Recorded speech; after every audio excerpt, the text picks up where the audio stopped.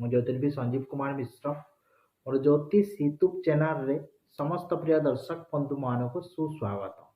आज मो प्रिय दर्शक बंधु मान को कहबी 2024 वर्षटी मीन राशि व्यक्ति मान कौन रही राशिफल से संपर्क में दर्शक बंधु मान गोटे सुंदर वीडियो मैं प्रस्तुत करी आसतु आम मैंने से संपर्क में आलोचना करवा।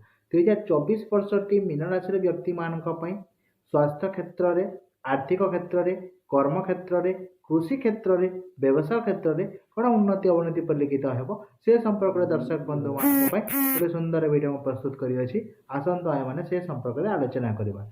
प्रथम आम देखा 2024 वर्षटी ग्रह स्थिति संपर्क में आलोचना करी। प्रथम आम देखा देवगुरु बृहस्पति कथा मुझे चिंता करी। देवगुरु बृहस्पति प्रथम पंचमास तृतीय भाव में गोचर करुवार देवगुरु बृहस्पति आपको अशुभ फल प्रदान कर चतुर्थ भाव को गोचर करुवार आपको वर्ष सारा बृहस्पति अशुभ फल प्रदान करेंगे। जदि मो शनि ग्रह कथा चिंता करी शनि ग्रह आपण मान द्वादश भाव में गोचर करुवार वर्ष सारा आपको अशुभ फल प्रदान करेंगे। जदि मो राहु ग्रह कथा चिंता करी राहु ग्रह आपणकर प्रथम भाव में गोचर कर वर्ष सारा आपको अशुभ फल प्रदान करेंगे।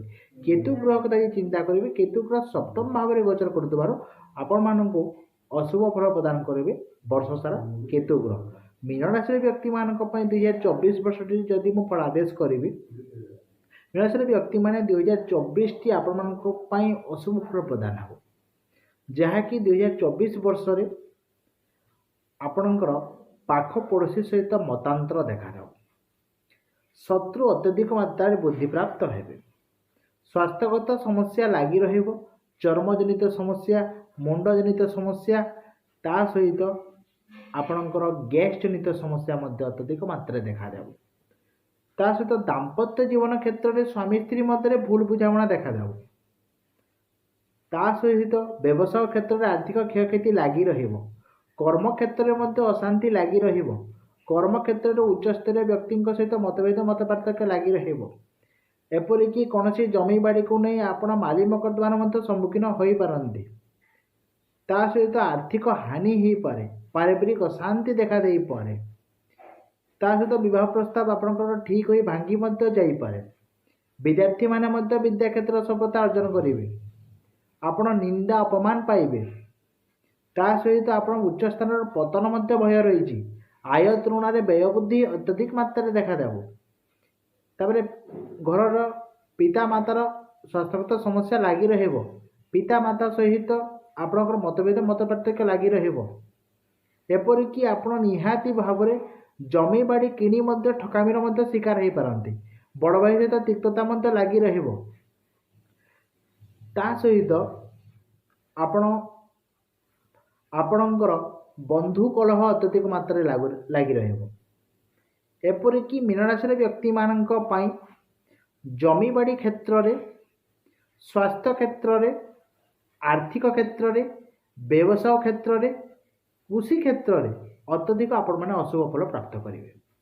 आपण मानक पई जदि मु गोटे मात्र शुभ फल यदि मु कहबी आपण विदेश यात्रा आपणकर लाभ हेबो। विदेश यात्रा क्षेत्र में आप अत्यधिक शुभफल प्राप्त करेंगे। 2024 वर्षटी 2024 वर्षटी मीन राशि व्यक्ति मैंने निहाती भाव जोगी कर चलवा दरकार। आपण मान कौन प्रतिकार कले 2024 वर्षटी आप शुभफल प्राप्त हो एवं कौन प्रतिकार कले ये सब अशुभ को आम दूर कर। प्रथम प्रतिकार हूँ आप प्रतिदिन गुरुर बीज मंत्र ओं ग्रां ग्रीं ग्रों सह गुरवे नमः यही मंत्र को प्रतिदिन एक माला जप करंतु।